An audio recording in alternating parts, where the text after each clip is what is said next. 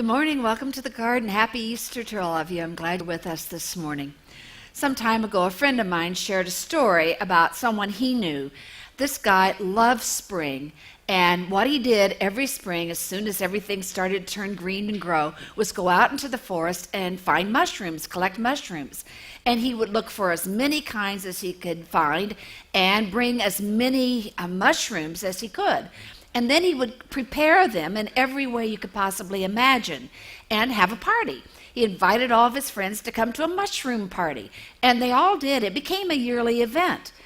Well, in this one particular year, everything was going pretty well until at some point, some guest happened to notice the guy's cat writhing in pain on the kitchen floor. And they thought, oh my goodness, he's eaten some of the mushrooms, he's poisoned, what are we going to do? And so they call 911, the medics come, haul them all off to the hospital, and give them whatever treatment you do when you take poisonous things. And then everything finally calmed down a little bit, the hubbub diminished, and they came back to the house, some of them, to collect their belongings. And somebody happened to think about the cat. Where is the cat? And they wondered where she had crawled to die. And so they began a search, and lo and behold, they found her. But she wasn't dead at all. Instead, she had given birth to 6 baby kittens. Instead of dying, she had brought new life into being. It seems to me that that's a pretty good analogy of what Easter is all about. We can only imagine what the disciples and the friends of Jesus were thinking and felt when he was dying on a cross, that horrendous death that he suffered. It would be as though everything was lost.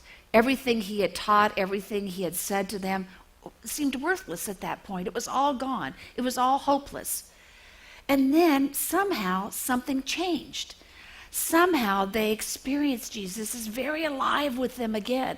And they knew that his message wasn't dead, that that message could live on, and it inspired them. And they began to live in a whole new way, a different way than they had ever lived before. The disciples thought they'd have to go back to their old ways of being, but that isn't what they did. They became those who spoke out and taught and lived the kind of life Jesus had shown them. Now, when we talk about Easter, we typically talk about it on kind of two levels. On one sense, there's the idea that it's about new life that's possible here and now for each one of us. It's a thing that's real for us now. And then we talk about hope for the life to come, a life with God, eternal life, as we call it. But I know this whole story of Easter and the empty tomb can be troubling for some people. It can be even a stumbling block because there are some segments of the faith who insist that we have to believe that this was a bodily, physical resurrection of Jesus. And I don't think that has to be so. And it doesn't have to be something that hangs us up on that. Because if we look at the very earliest writer in the New Testament, who's the Apostle Paul, he wrote about what he believed happened after death. And he says in his first letter to the Corinthians, at physical death, when the body is buried, it's a physical body. But when it's raised or resurrected, it's a spiritual body.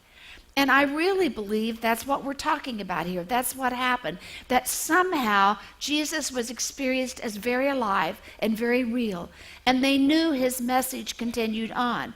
And it was still a life that they could live, a life that was full of hope and promise, a life that was filled with God's love that they could share with others.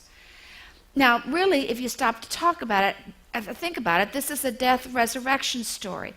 And we live little stories of death and resurrection every day of our lives.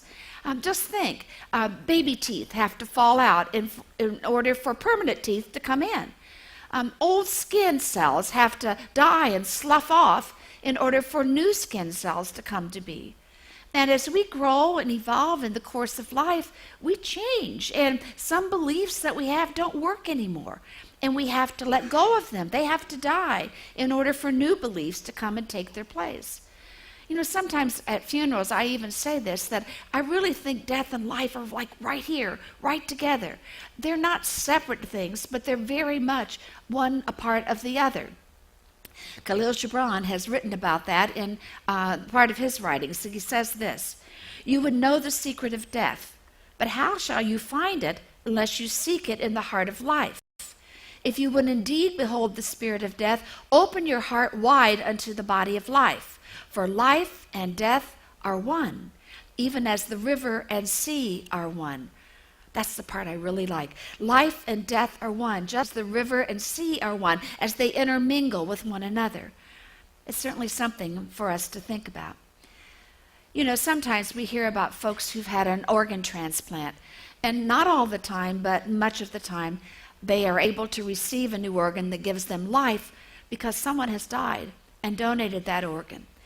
Well, again, I think that's similar to Easter, because I think at Easter it's as though we've had a whole life transplant. Everything can be brand new. Each day is an opportunity for a new start with new possibilities. We can be new people. We can be Easter people. The philosopher Horace Callan once shared these words: "There are persons who shape their lives by the fear of death, and persons who shape their lives by the joy and satisfaction of life. The former live dying, the latter die living. Whenever it comes, I intend to die living."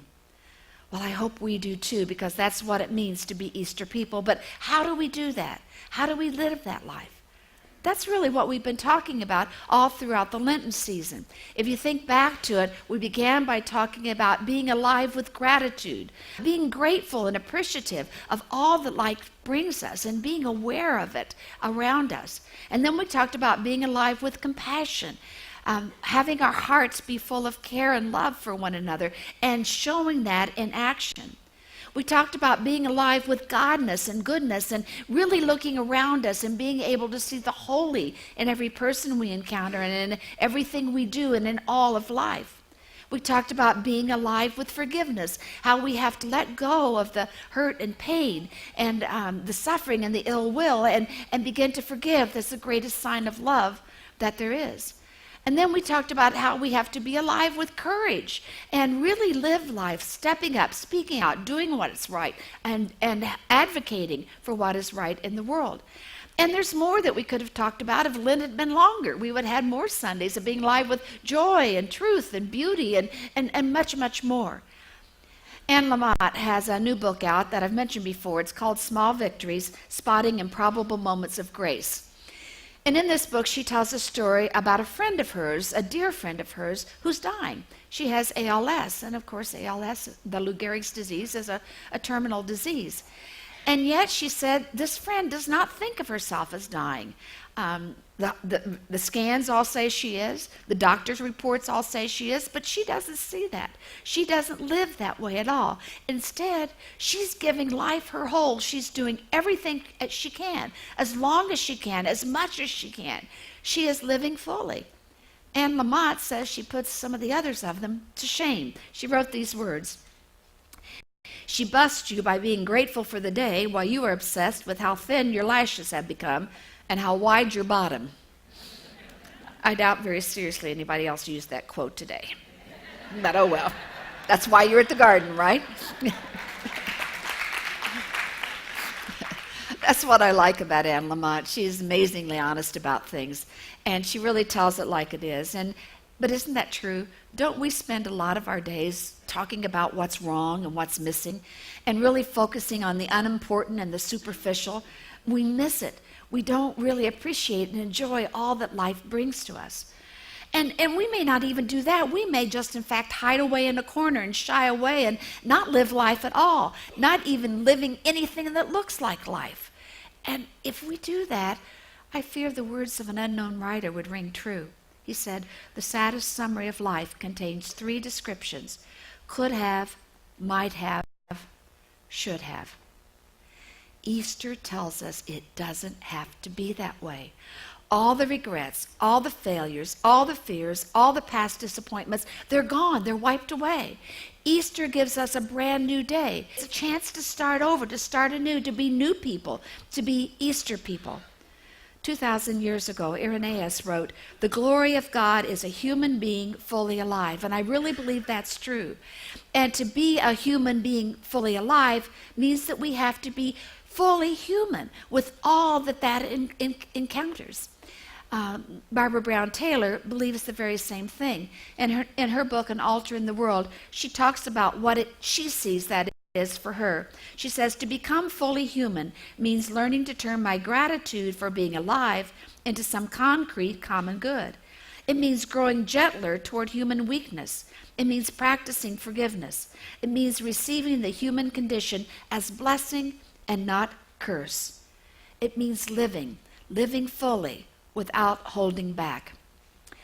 One of my very favorite musicals is Fiddler on the Roof. And I think the scene that I like the most, when Tevye, the father, agrees that Lazar Wolf, the butcher, can marry his oldest daughter. And they come to this agreement, and then they drink a toast. They drink a toast to life, and they sing, to life, L'chaim, L'chaim, L'chaim, to life. And it is filled with energy and exuberance and enthusiasm and vitality. And they are living and enjoying that kind of life at that moment. That's what we're supposed to be, each and every one of us. That's what Easter is all about. It's about living fully every day, every moment, in the here and now, and then living forever with God.